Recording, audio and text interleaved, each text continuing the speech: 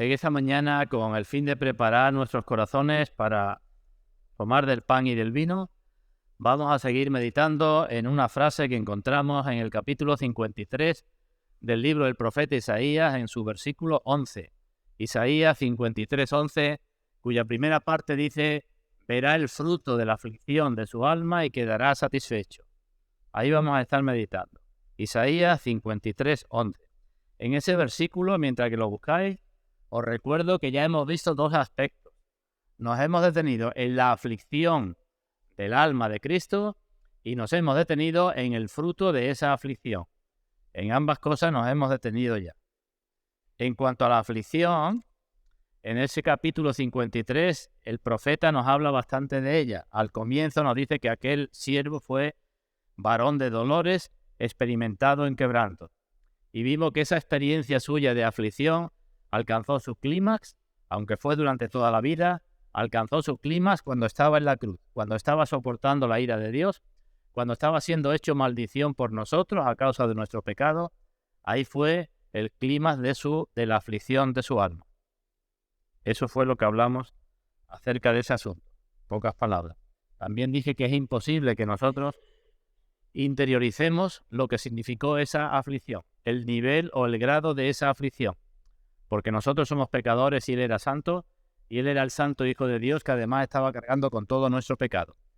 Podemos atisbar un poco cuál fue su aflicción, pero no llegaremos nunca a entenderlo. Y en cuanto al fruto de la aflicción de su alma, estuvimos hablando porque la palabra que aquí emplea el profeta es una palabra que tiene que ver con los dolores de parto de una mujer cuando está dando a luz. Y en relación con ese asunto estuvimos considerando desde la concepción, cuando Cristo nos concibió, y decíamos desde antes de la fundación del mundo, sus deseos para concebirnos, su cuidado hasta que nosotros nacimos de nuevo, porque todos podíamos haber muerto en nuestro propio nacimiento o durante los años que transcurrieron hasta que el Señor nos llamó. El propio alumbramiento del Señor que tuvo lugar en la cruz, dijimos ahí en la cruz, el evangelista Juan nos dice que salió de su costado agua cuando previamente había salido sangre, símbolo también del alumbramiento. Y dijimos también que ese mismo Señor que nos alumbró cuida de nosotros, porque como dice el profeta también, aunque la madre se olvide de lo que da a luz, el Señor dice que nunca se olvidará Él de lo suyo. Estas cosas, decíamos, son gloriosas, pero al mismo tiempo son dolorosas. Toda la experiencia cristiana es así. Fue la del Señor y es la nuestra. Y es la nuestra también, debe ser la nuestra cuando nos acercamos a tomar del pan y del vino. Para el Señor vinieron las dos cosas, tanto la aflicción como la gloria, ¿verdad? La cruz y la corona, las burlas y el escupitajo, como después la exaltación, la muerte para después la vida. Pues lo mismo sucede con todos nosotros. No hay cristianismo que no sea así, que no tenga esas dos facetas. Y debemos de mirar, como el Señor siempre, el resultado final para no desalentarnos por el camino. Debemos mirar cuál es el resultado final. Ahora tenemos que llevar la cruz, dice el Señor, porque si no llevamos la cruz, no podemos ser sus discípulos. Tenemos que llevar la cruz, pero hemos de encontrar nuestro gozo en el resultado final. El Señor también puso el ejemplo, y lo comenté el día anterior, de aquella mujer que cuando da a luz tiene dolores de parto, pero cuando da a luz a una nueva criatura ya se olvida de los dolores de parto por el gozo de que una nueva criatura haya venido al mundo. Y eso mismo le dijo el Señor a los suyos. Cuando le estaba diciendo que Él se tenía que ir, ellos tenían tristeza, y Él les dijo: ahora tenéis tristeza, pero me volveréis a ver, y vuestra tristeza se convertirá en gozo. Así que la experiencia del Señor, aflicción de su alma y fruto de la aflicción de su alma, experiencia del Señor y experiencia nuestra. Y digo que este doble sentimiento es el que debemos tener también cuando nos acercamos a tomar del pan y del vino. Alguna vez hemos leído que el apóstol Pablo nos dice que el pan y el vino debemos de tomarlo dignamente. Y entre otras cosas, ¿qué significa eso de tomarlo dignamente? Pues por una parte, con la tristeza de la muerte del Señor, con la tristeza de nuestros propios pecados, con la tristeza de nuestra corrupción en nuestra naturaleza, con muchos motivos que tenemos para tristeza. Pero por otro lado, la cara brillante y gloriosa, también con alegría de saber que el Señor ha pagado por nuestros pecados, con la alegría de la reconciliación, con la alegría de la comunión entre nosotros y de la comunión con Dios.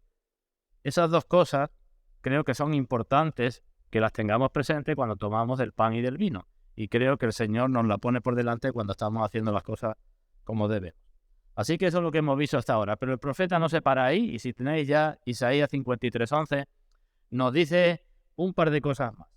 Leo de nuevo y dice: verá el fruto de la aflicción de su alma y quedará satisfecho. Verá el fruto de la aflicción de su alma y quedará satisfecho. Ahí hay dos cosas, ¿verdad? Verá y quedará satisfecho. De lo otro hemos hablado ya. Verá es la misma palabra que aparece en el versículo anterior. En el versículo anterior, cuando nos dijo que pondría su vida en expiación por el pecado, dijo verá linaje. Y ya hablé de ese asunto. Verá significa que el Señor tiene que resucitar. Verá significa que hay un linaje cierto que también vivirá. Así que ahí no me voy a detener, sino únicamente en esta mañana vamos a hablar de la satisfacción de Cristo. Verá el fruto de la aflicción de su alma y después de todo, después de la aflicción, después del fruto que esa aflicción produce y después de verlo, Él quedará satisfecho. Pues de eso vamos a hablar, pero vamos a leer esa última estrofa del cántico que tenemos ahí en Isaías 53, la cual comienza en el versículo 10. Leo la palabra de Dios. Con todo eso, a pesar de que nunca hizo maldad ni hubo engaño en su boca, Dios quiso quebrantarlo sujetándole a padecimiento. Cuando haya puesto su vida en expiación por el pecado, verá linaje, vivirá por largos días, y la voluntad de Dios será en su mano prosperada.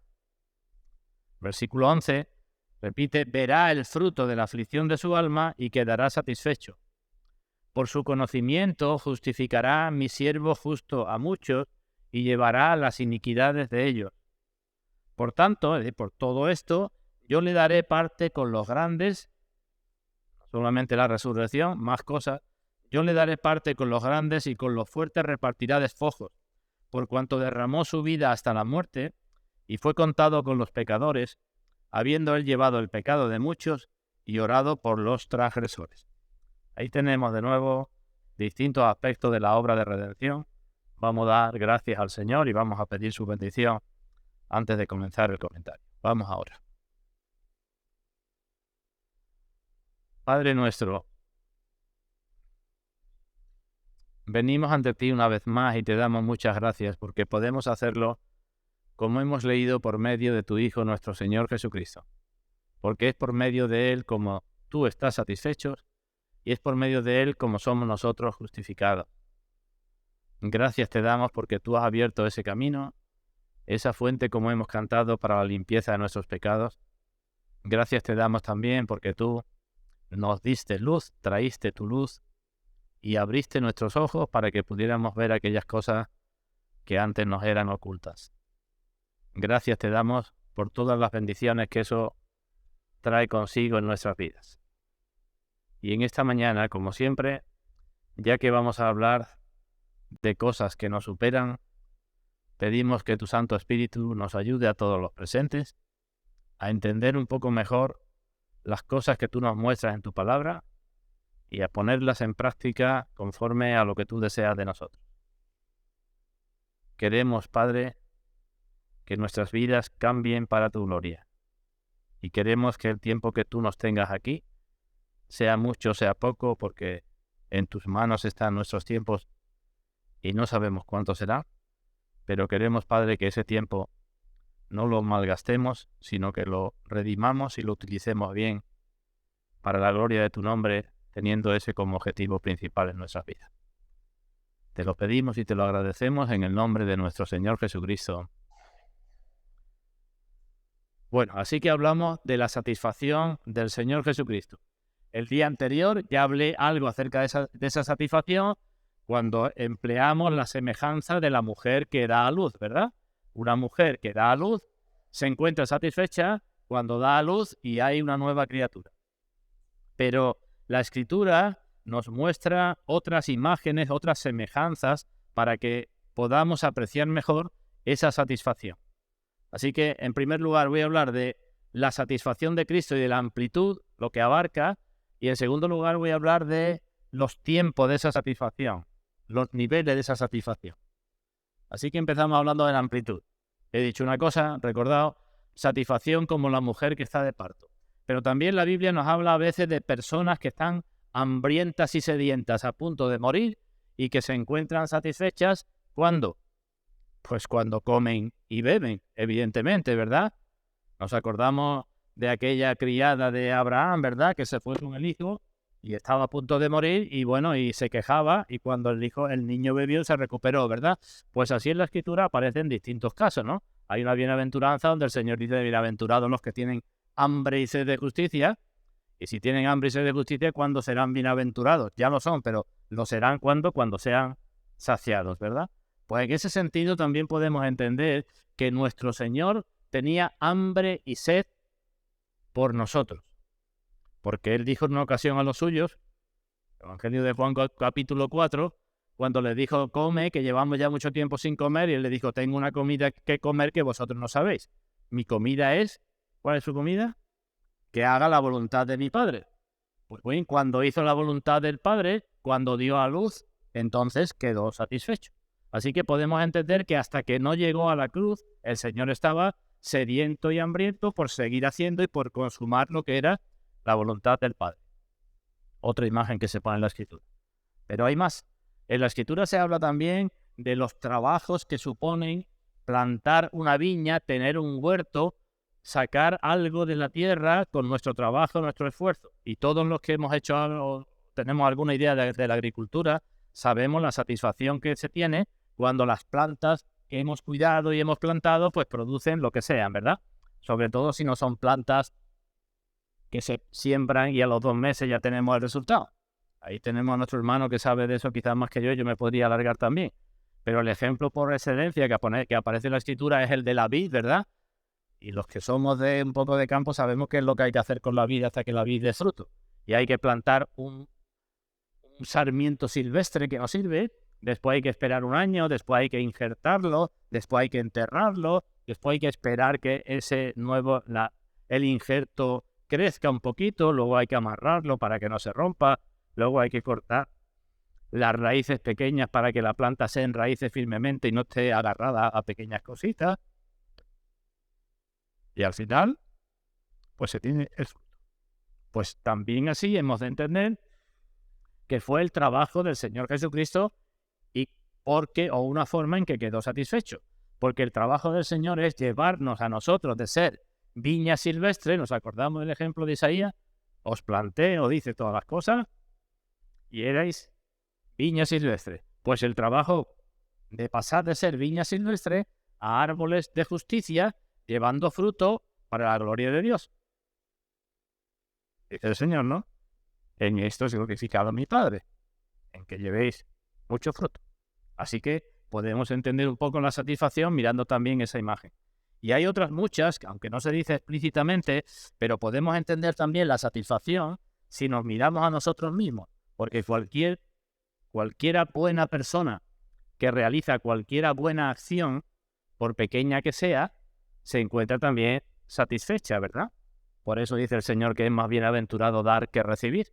Repito, cualquiera buena persona, cualquier buen creyente, cuando realiza algo aun a costa de sí mismo, se encuentra satisfecho por lo que ha realizado.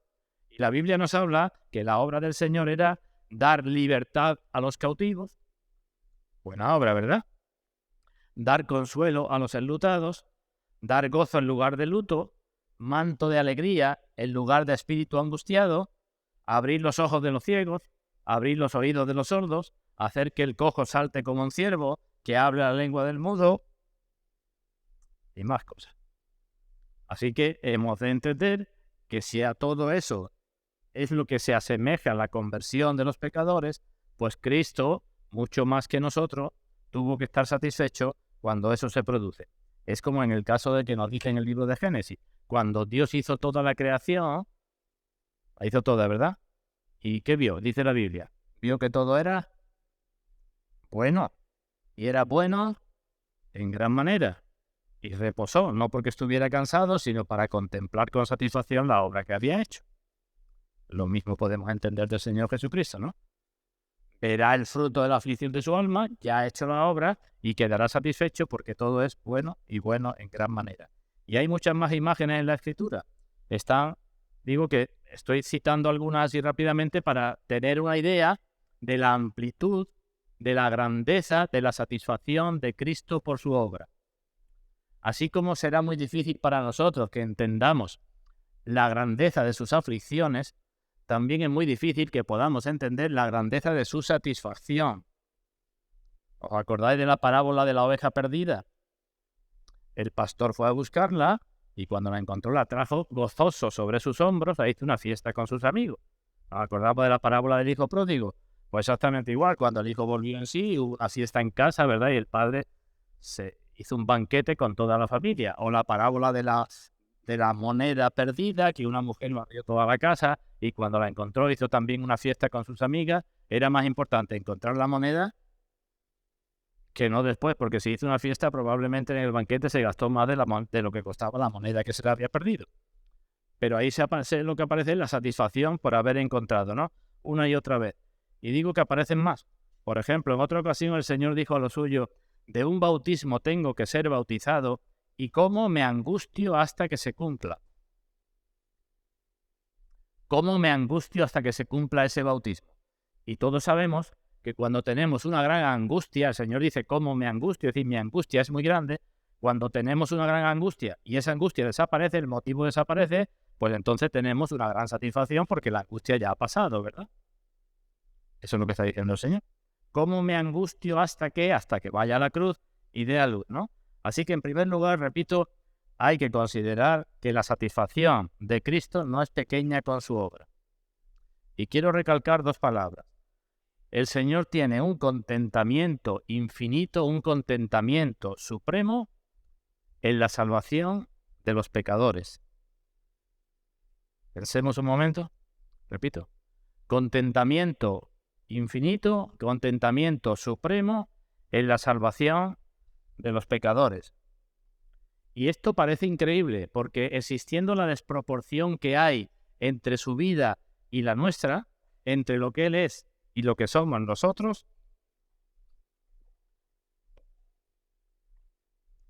al menos a mí me parece increíble que el Señor pueda tener una satisfacción por pagar tanto por tan poca cosa. Eso es lo que digo que parece increíble. Un contentamiento tan grande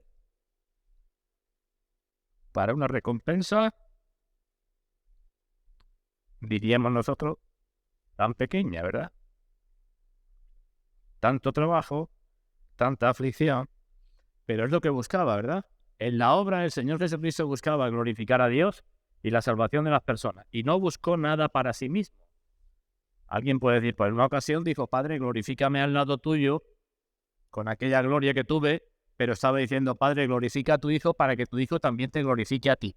Es decir, el objetivo último de Cristo no era su propia gloria ni su propio beneficio, sino era la gloria de Dios, porque Él también dijo en una ocasión: yo no busco mi gloria. Cuando los fariseos estaban atacándolo en una ocasión, Él dice: vosotros buscáis vuestra propia gloria, pero yo no busco mi gloria. Así que esa es la satisfacción de Cristo. La satisfacción que tenemos con algo es proporcional siempre al amor que tenemos a ese algo, al deseo que tenemos por ese algo y al trabajo que nos ha costado obtener ese algo. Lo repito. La satisfacción, los que somos mayorcitos, cuando éramos novios o novias, o estamos buscando ser novios o novias, ¿verdad? Qué satisfacción cuando aquella persona, aquel hombre o aquella mujer llegó a ser nuestro novio o nuestra novia. O cuando estudiamos una carrera, pues qué satisfacción cuando después de muchos años de trabajo, pues obtuvimos aquello que estábamos procurando, ¿verdad? Así que la satisfacción es proporcional al amor y al deseo y al trabajo por las cosas. Y lo que nos dice la Escritura es que la satisfacción de Cristo es por encima de toda cosa y que le hace olvidar todo aquello que hizo por nosotros. Más bien no que lo haga olvidar, sino que lo hace mirar atrás con satisfacción y decir: está bien empleado lo que hice. Si os acordáis, José en Egipto, cuando fue exaltado, después de sus años de la cárcel y de sus años de humillación, tuvo 2 hijos. A uno le puso por nombre Manasés. Y Manasés le puso porque dijo: Dios me hizo olvidar todo mi trabajo.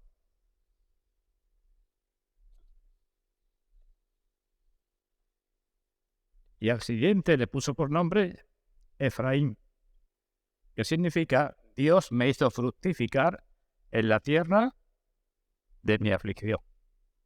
José es símbolo o tipo del Señor Jesucristo, ¿verdad? Los nombres de los dos hijos es tipo de la satisfacción de Cristo.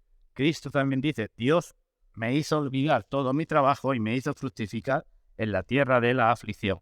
Así que no hubo dolores como los de Cristo, ni trabajos como los de Cristo, ni aflicción como la de Cristo, pero tampoco hubo ni deseos ni amor como el suyo, como tampoco la satisfacción o satisfacción como la suya. ¿Entendemos esto un poquito? Pues si lo entendemos, yo tendría que preguntar, ¿esto no nos tiene que llevar a la gratitud a Cristo, mostrada con nuestro servicio y nuestra adoración?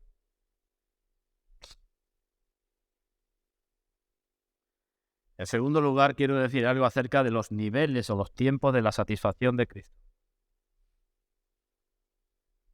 Niveles o tiempos. En primer lugar, Cristo está satisfecho cuando los pecadores se arrepienten y depositan su fe en Él. Porque su obra comienza por ahí, ¿verdad? Con el arrepentimiento y la fe. Cristo está satisfecho cuando una persona pasa de decir lo que dijo aquel joven rico, ¿nos acordamos? Recuerda la historia del joven rico. Vino un joven rico, un hombre principal, diciéndole al Señor, Señor, ¿qué haré para heredar la vida eterna? Y el Señor le dijo, los mandamientos sabe. Y le dijo la segunda tabla de los mandamientos, no adulterarás, no robarás, no mentirás, no codiciarás. El Señor le dio la segunda tabla. ¿Y qué dijo aquel joven rico? Todo esto lo he guardado desde mi juventud. No le dijo nada de la primera tabla, de la segunda, y aquella persona dijo, todo esto lo he guardado desde mi juventud. Y digo, pues el Señor está satisfecho cuando una persona pasa de decir, todo esto lo he guardado desde mi juventud, a decir, todo esto lo he quebrantado desde mi juventud, de pensamiento, de palabra y de obra. Entonces el Señor está satisfecho. Cuando uno va a la escuela del Señor, porque eso no se aprende en otro sitio, y el Espíritu Santo convence de eso, y uno dice, ¿yo en qué me voy a justificar si todo esto lo he quebrantado por activa y por pasiva, de omisión y de comisión, y por palabra y por pensamiento y por obra, todo esto lo he estado quebrantando toda mi vida? Eso da satisfacción a Cristo. Cuando una persona, como el hijo pródigo, vuelve en sí. Cuando una persona dice, bueno, ¿qué he hecho y qué he estado haciendo con mi vida? Cuando una persona se da cuenta de su condición, del juicio de Dios, de la justicia de Dios y de la salvación en Cristo. Así que Cristo está satisfecho entonces. Cristo está pendiente del menor movimiento de los corazones de las personas cuando la persona comienza a arrepentirse. Vamos a leer una cita en el libro del profeta Oseas. Oseas capítulo 14.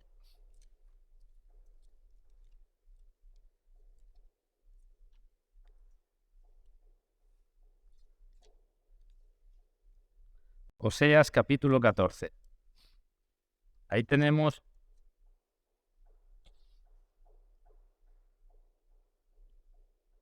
comienza el capítulo con un llamamiento del Señor.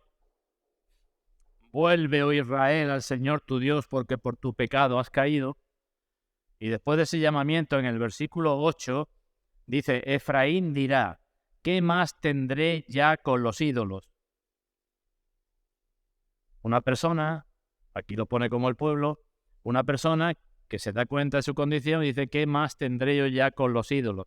Y casi inmediatamente el Señor añade con júbilo, yo lo oiré y miraré, y seré a él como la haya verde, de mí será hallado tu fruto. ¿Veis lo que estoy diciendo?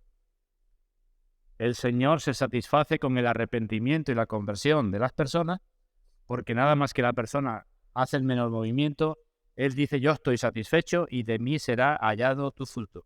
En otro lugar, en el libro del profeta Jeremías, vamos a buscar Jeremías capítulo 31. Jeremías capítulo 31, versículo 18.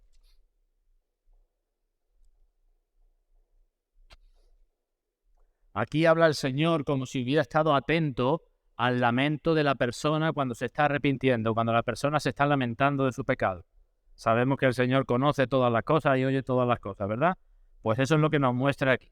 En Jeremías capítulo 31, versículo 18, dice el Señor: escuchando he oído a Efraín que se lamentaba.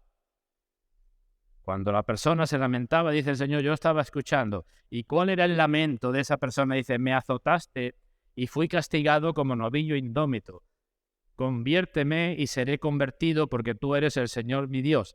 Porque después que me aparté, tuve arrepentimiento, y después que reconocí mi falta, herí mi muslo, me avergoncé y me confundí, porque llevé la afrenta de mi juventud. Todo eso forma parte del arrepentimiento, ¿veis? Él dice, escuchando he oído que Efraín decía esto. ¿Y qué decía? Pues reconoció que su pecado lo había llevado al castigo, reconoció que no podía hacer nada como Dios no tocara su corazón, conviérteme y seré convertido, y reconoció su arrepentimiento, dice, porque después que me aparté, reconocí mi arrepentimiento, reconocí mi falta, me avergoncé. ¿Y ahora qué tenemos en el versículo 20? Pues digo, esa es la satisfacción del Señor, porque nada más que el Señor ve ese movimiento, dice, versículo 20, ¿no es Efraín hijo precioso para mí? ¿No es niño en quien me deleito? Ese mismo que ha procedido al arrepentimiento, dice, es niño precioso para mí, es niño en quien me deleito. Dice, pues desde que hablé de él me he acordado de él constantemente, por eso mis entrañas se conmovieron por él. Ciertamente tendré de él misericordia, dice el Señor. Y también he citado la parábola de la oveja perdida, del hijo pródigo y demás, ¿verdad? Así que Cristo olvida la aflicción de su alma, el trabajo de su alma, o más bien lo mira con contentamiento cuando ve que un pecador se arrepiente. Hay multitud de ejemplos en la Escritura. ¿Nos acordamos del ejemplo de Zaqueo? ¿Se convirtió Zaqueo o no se convirtió Zaqueo? Se convirtió Zaqueo. ¿Y por qué decimos que se convirtió Zaqueo? Porque nada más que entró el Señor en su casa, dijo, doy la mitad de mis bienes a los pobres. Eso es mucho, ¿eh? Dar la mitad de lo que uno tiene a los pobres supone vivir de una forma completamente distinta como había estado viviendo antes, ¿no?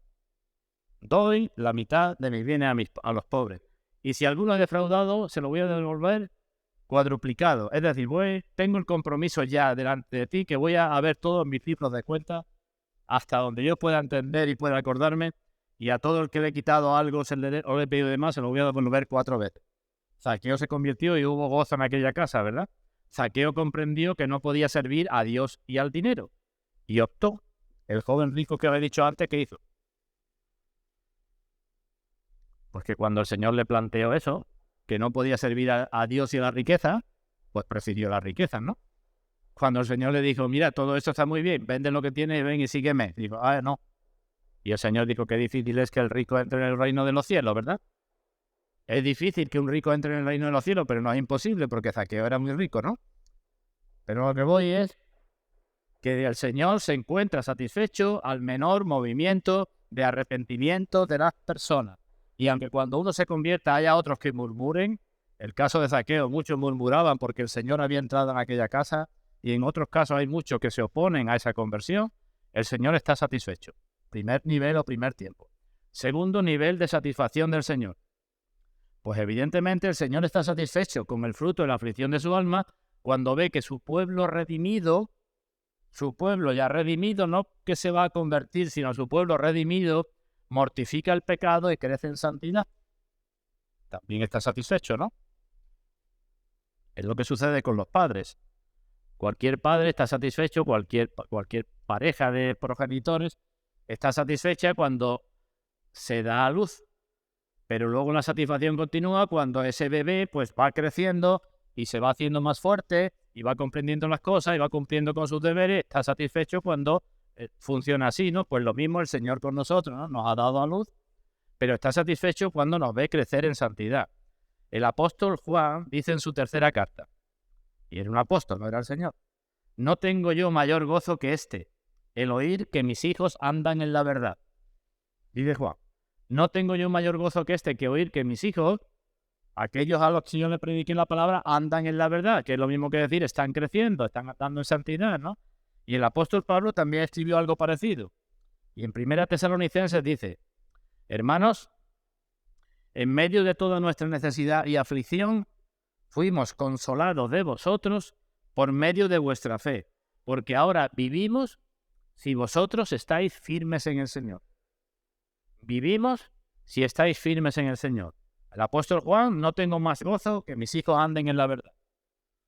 También Pablo dijo la parte negativa, ¿verdad? Vuelvo a sufrir dolores de parto hasta que Cristo sea formado en vosotros. Bueno, pues si esto fue así con aquellos apóstoles, pregunto, ¿y no es así con todos nosotros cuando vemos el poco crecimiento de los nuevos en la fe? ¿O nos da igual?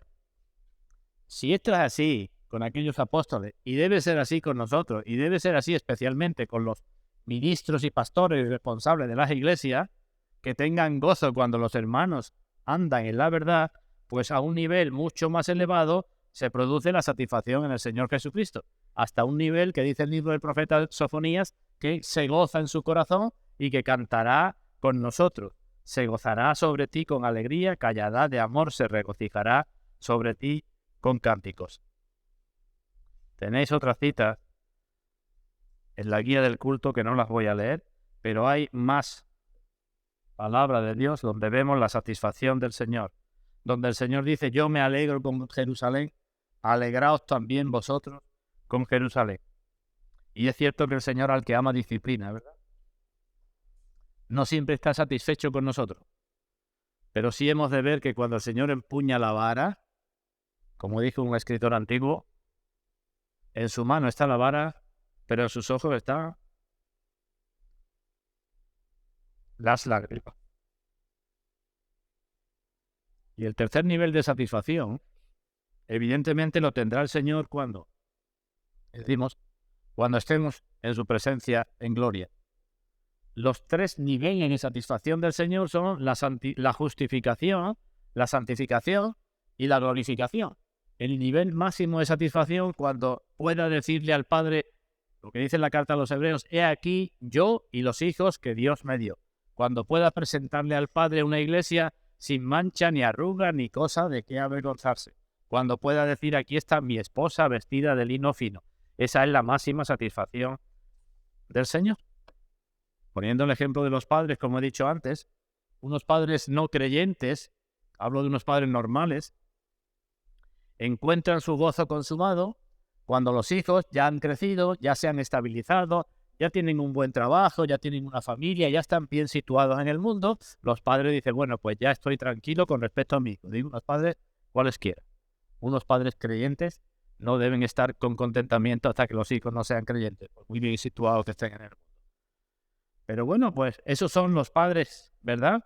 Cuando los cuidados por los hijos, la educación por los hijos y todo aquello que han hecho por los hijos, ven que ha dado resultado. Pues mucho más en nuestro Señor Jesucristo cuando seamos glorificados.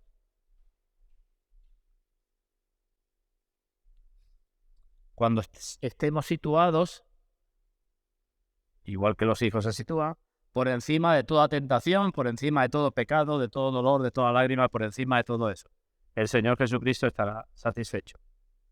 Cuán grande no será su satisfacción cuando mire, pues, alrededor de su trono una multitud innumerable y todos cantando a una voz y todos dándole gracias. Si incluso en los días de su carne, dice la carta a los Hebreos, se regocijaba por el gozo puesto delante de él, sufrió la cruz, pues más ahora que está en el cielo, que ya ha pasado la cruz, se gozará cuando vea el fruto de la aflicción de su alma. Está escrito que llegará el día que ya no tendrán hambre ni sed, y el sol no caerá más sobre ellos, ni calor alguno. Esto producirá satisfacción, porque el Cordero que está en medio del trono los pastoreará, y Dios enjugará la lágrima de todos ellos. En otro lugar dice: serán completamente saciados de la grosura de tu casa. En tu presencia hay plenitud de gozo.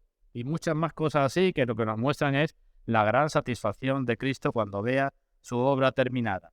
Igual que Dios dijo en la creación: todo fue bueno y bueno en gran manera, el Señor Jesucristo llegará el día cuando esté con todos los suyos, cuando ni una oveja se haya perdido, que diga también: todo fue bueno todo mi trabajo y mi aflicción en Egipto, igual que José, y ha sido bueno en gran manera. Así que cuando nosotros tengamos el máximo gozo, Cristo tendrá también la máxima satisfacción. El apóstol Pablo lo vuelve a decir otra vez. Dice, ¿cuál es nuestra esperanza o gozo o corona de que me gloríe? Sois vosotros nuestra gloria y gozo. Bueno, pues si eso podía decir el apóstol a aquellos hermanos que eran el fruto de su predicación, pues seguro que Pablo no tenía por ellos ni tanto amor, ni tanto deseo, ni trabajó tanto como el Señor Jesucristo por nosotros. Pablo no podía decirle a aquellos creyentes lo que dice el Señor, como el gozo del esposo con la esposa se gozará contigo el Dios tuyo. Así que, como decía antes, es normal que cuando una persona buena hace algo bueno, esté satisfecha. Y Cristo hizo lo bueno por amor al Padre y por amor a nosotros. Y podríamos decirlo de muchas formas. Cuando una cosa que compramos nos cuesta muchísimo, ¿la valoramos o no la valoramos? Pues si nos cuesta muchísimo y teníamos mucho deseo de tenerla, pues más la valoramos, ¿verdad? Más satisfechos estamos con ella. Cuando una cosa nos ha costado un trabajo enorme, decía antes, cuando estudiamos la carrera, pero cuando algo nos cuesta un trabajo enorme y al final se tiene el resultado, pues mucho más satisfecho. Pues esa es la comparación que nos pone la Escritura. Hemos sido los amados, los deseados, los comprados, aquellos por los que el Señor ha trabajado, ha derramado su sangre y quedará plenamente satisfecho con nosotros. Plenamente satisfecho cuando nos convertimos, plenamente satisfecho cuando crecemos en santidad y plenamente ya en su totalidad satisfecho cuando estemos en su presencia. ¿Entendemos entonces? Verá el fruto, como la mujer que da luz, de la aflicción de su alma, que no fue poca, y quedará satisfecho. Pues termino con una serie de aplicaciones finales. Todo esto tiene que servir para algunas cosas. En primer lugar, y me dirijo a los que no son del Señor, jóvenes o mayores, tendréis que considerar el dolor que hay en el corazón de Cristo cuando tú sigues menospreciando la obra de Cristo. No te lo puedo decir de otra manera. Pero si a ti no te importa ni el dolor de Cristo, ni te importa la satisfacción de Cristo, es porque tu corazón tiene que estar muerto. Simplemente, no puedo decirlo de otra manera, muerto a tu propia condición, muerto a tu propio destino, muerto a tu propia salvación, muerto a las cosas espirituales, muerto a todo. Porque no te importa, es como dice el Señor, hoy en la plaza, acordamos, soy como los muchachos en la plaza, que digo cosas para llorar y no lloran, y digo cosas para reír y no ríen. Entonces, ¿qué les digo? ¿Qué les tengo que decir? Dice el Señor. Pues esa es la condición. Si el profeta Jeremías en una ocasión decía, viendo al pueblo al cual predicaba y el pueblo que no se convertía, decía el profeta, mis entrañas, me duelen las fibras de mi corazón se agita dentro de mí. ¿Por qué? Porque este pueblo necio no entiende cuál es su destino. Eso decía el profeta. Pues mucho más hemos de entender que hay dolor en el corazón de Cristo por aquellos que ni fu ni fa. Ni me importa que sufra, ni me importa que esté alegre. Me da exactamente igual. Esa es la condición de los pecadores. Estrictamente hablando, antes de que alguien me lo diga por si lo está pensando, estrictamente hablando no podemos decir que Cristo tenga dolor, porque está en un lugar donde no hay dolor. Pero la Escritura nos habla para que entendamos algo, igual cuando nos dice que contristamos al Espíritu Santo. Exactamente igual. Para que entendamos un poco el corazón de Cristo, nos habla la Escritura así, de esa manera. Así que repito, la persona que tiene muy en poco la obra de Cristo, lo que muestra es la dureza de su corazón y sigue sin Cristo, ni fu ni fa, pero sigue sin Dios, sin esperanza en el mundo, ajenos a los pactos de la promesa. Así que aquí tenemos un gran estímulo para que la persona venga a Cristo, porque no solamente es lo que uno gana, sino también la satisfacción que le produce al mismo Señor. ¿No dice el Señor, venid a mí los que estáis trabajados y cargados, que yo os haré descansar? Cuando una persona incrédula no quiere ir a Cristo, ¿es porque no está trabajada y cargada? ¿Es porque no quiere descansar? No, es porque no se cree lo que Cristo está diciendo, simplemente. Así que si en Cristo se encuentra plena satisfacción, también Cristo está plenamente satisfecho cuando uno va a Él. Lo digo de otra manera. Cuando una persona está enferma y el médico la visita y la persona sana, ¿quién tiene satisfacción? Pues digo, en primer lugar, la que sana, la que ha perdido la enfermedad. Pero ¿y el médico? ¿Qué la ha sanado? También, ¿verdad? Cuando una persona es muy pobre y alguien rico le ayuda y le hace salir de su situación, ¿quién está satisfecha? Vimos las dos, especialmente la pobre que ha salido de su situación, pero también la persona rica que le ha ayudado, ¿verdad? Cuando una persona está desnuda y pasa frío y una persona la viste, ¿quién está satisfecha? Decimos las dos, ¿verdad? ¿Habría alguna razón para despreciar la persona enferma ser sanada, o la persona pobre ser atendida económicamente, o la persona desnuda ser vestida? ¿Habría alguna razón para rechazar esto? ¿Quién lo rechazaría? Nadie. Pues ¿hay alguna razón para rechazar entonces la obra de Cristo cuando dice a todos los sedientos, venid? ¿Hay alguna razón? En segundo lugar, me dirijo a los que nos llamamos cristianos. Aquí tenemos un gran aliciente para esforzarnos en nuestros deberes, en nuestras obligaciones como cristianos. Cristo no nos necesita, ni nos necesitó nunca, ¿verdad? Porque somos frente a Él, dice el Señor, como la balanza, como el polvo en la balanza. Pero sí es verdad que nosotros decimos con el salmista, ¿a quién tengo yo en los cielos sino a ti? Y fuera de ti nada deseo en la tierra. Pues entonces tendremos razón para decir con Pablo, el amor de Cristo me constriñe, pensando esto, que si uno murió por mí, yo ya debo vivir para aquel que murió por mí, ¿verdad? Quedará satisfecho. Si no lo hacemos, con la pregunta de antes, ¿qué razón tenemos para no hacerlo? ¿Qué razón tenemos para no acudir a Cristo y para no servir a Cristo? No vaya a ser que nos suceda como aquello de Apocalipsis capítulo 3, que el Señor le dice, tú te crees que eres rico y que lo tienes todo, y el Señor termina diciendo, y por tanto, como lo tienes todo y eres rico, pues no necesitas nada. Crees que no necesitas nada, no pides nada, ni necesitas nada. Y el Señor dice, pero tú eres un miserable, desventurado, pobre, ciego y desnudo. Todo eso. Así que si ya hemos salido de esa condición, tendremos que vivir para Cristo. Si Cristo dice, una es la paloma mía, la perfecta mía, libro de Cantares, no podemos decir como la novia de Cantares, Cantares capítulo 5, cuando dice, mi amado está llamando a la puerta. ¿Y cuál fue la respuesta de la novia? Me ha costado, ahora voy a abrir, ¿verdad? Después, cuando el amado se fue, salió a buscarlo y no lo encontraba por ningún sitio.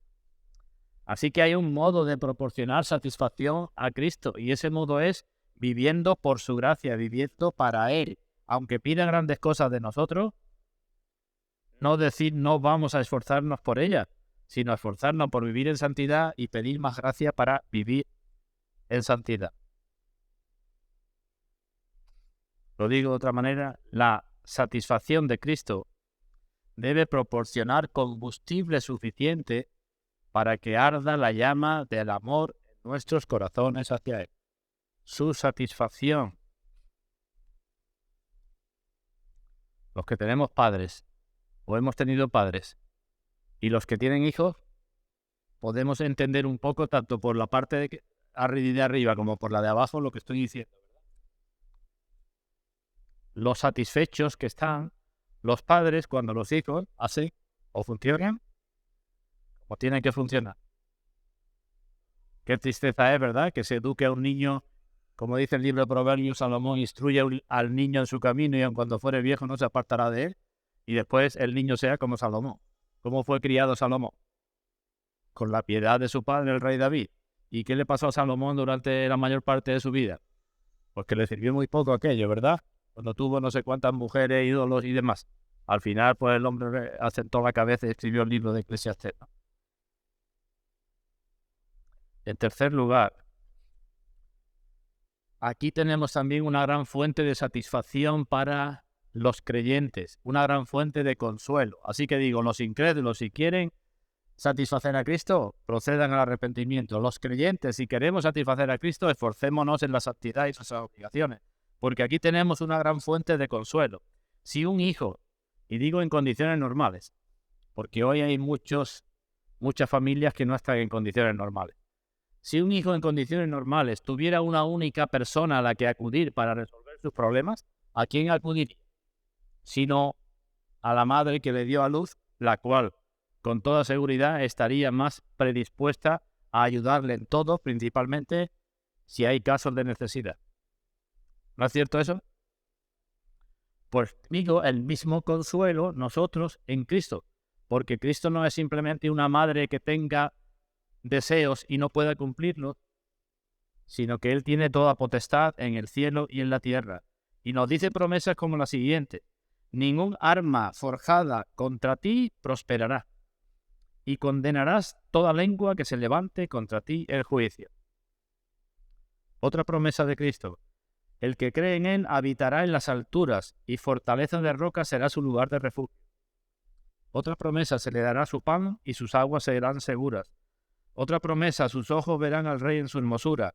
Otra promesa: esa viña yo la guardo, cada momento la regaré, la guardaré de noche y de día para que nadie la dañe. Gran consuelo en aquel que nos dio a luz. Y finalmente, digo para todos, aquí tenemos un patrón, un modelo para nuestra imitación.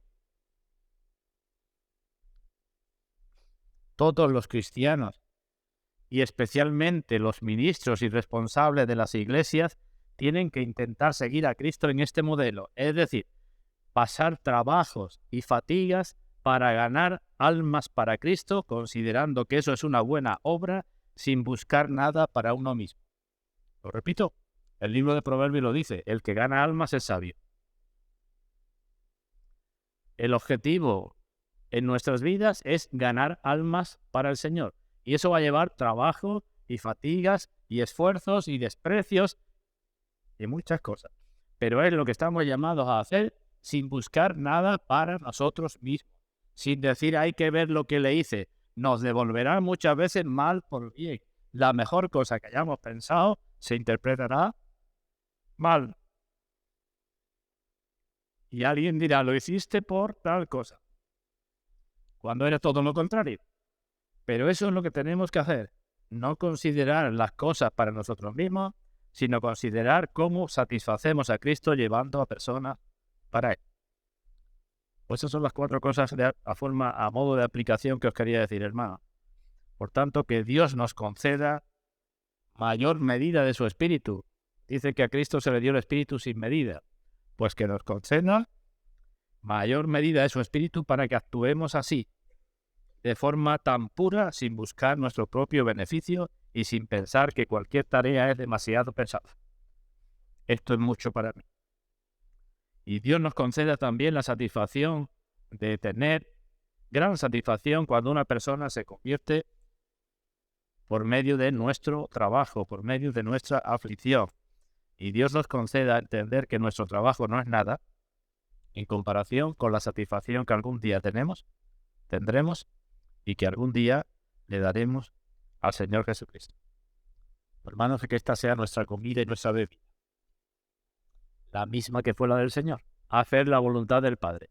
Y cuando tengamos esa comida y esa bebida, la hagamos, entonces nosotros y el Señor estaremos todos satisfechos.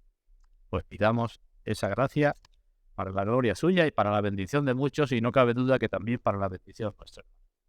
Pues que así sea.